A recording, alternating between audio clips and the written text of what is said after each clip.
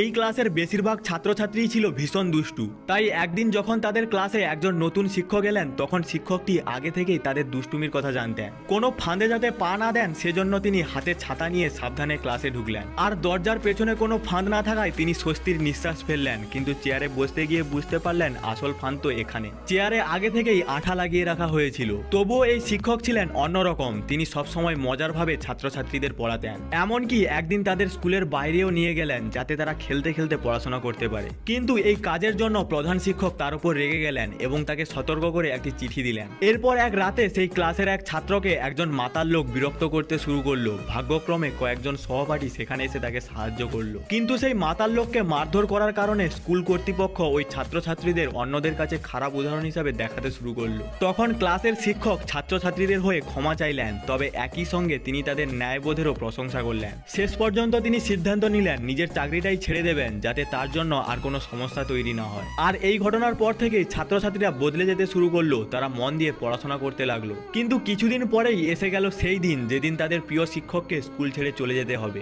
বিদায়ের সময় শিক্ষক ছাত্রছাত্রীদের উৎসাহ দিয়ে বললেন তিনি তাদের প্রত্যেককে নিয়ে গর্বিত। তারপর শিক্ষক যখন স্কুল ছেড়ে চলে যাচ্ছিল তখন ছাত্রছাত্রীরা আকাশে একের পর এক কাগজের বিমান উড়িয়ে দিল। সেই কাগজের বিমানগুলোর ওপর লেখা ছিল নানা সুন্দর কথা। এসব ছিল তাদের প্রিয় শিক্ষককে জানানো একটাই কথা, স্যার আপনাকে আমরা কোনোদিনও ভুলবো না। আমাদের জীবনে শিক্ষক হয়ে আসার জন্য ধন্যবাদ। তোমরাও কি কোনোদিনও এরকম শিক্ষকের কাছে পড়েছো? পড়লে অবশ্যই কমেন্টে শিক্ষকের নাম বলে যেও।